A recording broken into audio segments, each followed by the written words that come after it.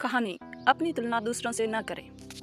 एक बार की बात है, किसी जंगल में एक कौवा रहता था। वो बहुत ही खुश था क्योंकि उसकी ज़्यादा इच्छाएं नहीं थी, वह अपनी ज़िंदगी से संतुष्ट था। लेकिन एक बार उसने जंगल में किसी हंस को देख लिया और उसे देखते ही सोचने लगा कि ये प्राणी कितना सुंदर है। ऐसा प्राणी तो मैंने पहले कभी नहीं देखा, इतना साफ और सफ़ेद। ये तो इस जंगल में औरों से बहुत सफ़ेद और सुंदर है, इसीलिए ये तो बहुत खुश रहता हो। कौवा हंस के पास गया और पूछा, भाई तुम इतने सुंदर हो, इसीलिए तुम बहुत खुश हो। पर हंस ने जवाब दिया, हाँ मैं पहले बहुत खुश रहता था, जब तक मैंने तोते को नहीं देखा था।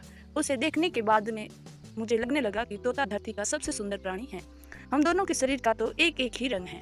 तोते के शरीर पर दो रंग हैं, उसके गले में लाल रंग का घेरा और वो सुर्ख हरे रंग का था। सच में बेहद खूबसूरत था। ने सोचा कि हंस तो तोते को वो सबसे सुंदर बता रहा है, तो फिर उसे देखना होगा। तोते के पास गया और पूछा, भाई तुम दो दो रंग पाकर बड़े खुश होंगे। तोते ने कहा, हाँ मैं तब तक खुश था जब तक मैंने मोर को नहीं देखा था।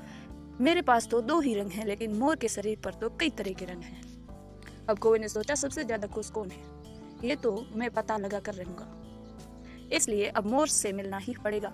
कौवे ने मोर को जंगल में ढूंढा, लेकिन उसे पूरे जंगल में एक भी मोर नहीं मिला।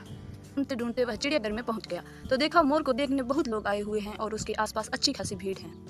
सब लोगों के जाने के बाद कौवे ने मोर से पूछा, भाई तुम दुनिया के सबसे सुंदर जीव हो और रंग बिरंगे हो, तुम्हारे साथ लोग फोटो खिंचवा रहे हैं, तुम्हें तो बहुत अच्छा लगता होगा, तुम तो दुनिया के सबसे खुश जीव होंगे। पर मोर ने दुखी होते हुए कहा, भाई अगर सुंदर हूँ तो भी क्या फर्क पड़ता है, मुझे लोग इस चिड़ियाघर में कैद रखते हैं, लेकिन तुम्हें तो कोई चिड़ियाघर में कैद करके नहीं रखता और तुम जहाँ चाहो अपनी मर्जी से घूम फिर सकते हो।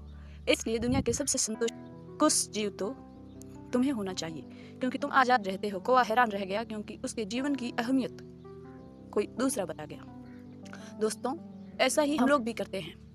हम अपनी खुशियों और गुणों की तुलना दूसरों से करते हैं, ऐसे लोगों से जिनका रहन सहन का माहौल हमसे बिल्कुल अलग होता है।